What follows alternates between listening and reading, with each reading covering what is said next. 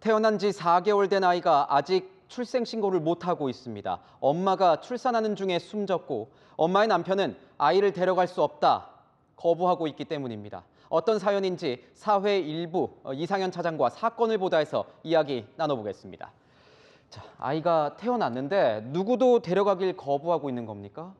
네, 지난해 11월 충북 청주의 산부인과에서 한 여성이 출산 뒤 숨졌습니다. 병원은 남편 A씨에게 사망 사실을 알리고 아이를 데려가 달라고 요청을 했는데요. A씨는 아이를 데려가는 것은 물론 출생 신고도 거부했습니다. 산부인과에서는 법적 아버지가 아이를 데려가지 않는다며 112에 신고를 했고 경찰은 아동학대, 유기 방임 혐의로 A씨에 대해 입건 전 조사에 착수했습니다. 이 거부한 데에는 어떤 이유가 있었습니까? 자신이 친부가 아니라는 이유였습니다. 아내가 가출을 해서 이혼 소송을 진행하고 있었다는 건데요. 남성은 아내의 가출 뒤 새 아이를 홀로 키우며 힘든 시기를 보내고 있었다면서 온라인 커뮤니티를 통해서 억울함을 호소하기도 했습니다. 이런 경우에도 A씨가 경찰 조사까지 받아야 되는 겁니까? 네, 우리 민법상에 있는 친생 추정 규정 때문입니다. 아내가 혼인 중에 임신한 자녀는 남편의 자녀로 추정한다라는 규정인데요.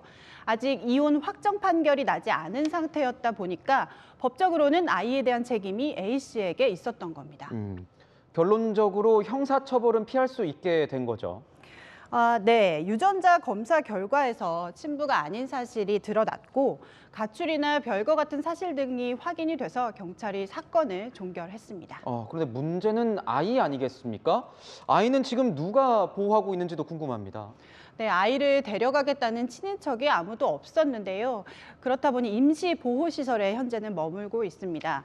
태어난 지 4개월이 되도록 주민등록 번호나 이름도 없이 지내고 있는데요. 이 같은 소식을 들은 유니세프가 A씨를 설득해서 법원에 친생 부인의 소를 제기하도록 법률 조력을 제공했습니다. 법원에서 친자식이 아니라는 판결을 받게 되면 지자체장이나 검사가 직권으로 출생 신고를 할 수 있게 되고요.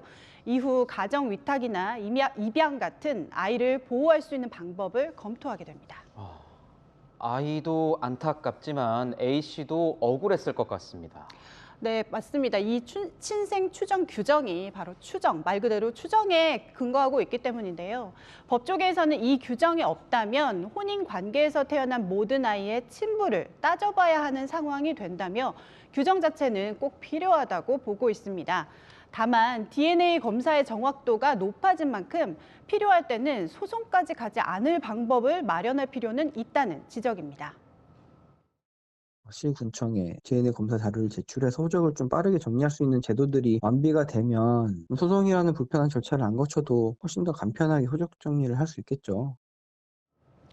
아이를 위해서도 법적, 제도적 보완은 필요해 보입니다. 네, 지금까지 사건을 보다였습니다.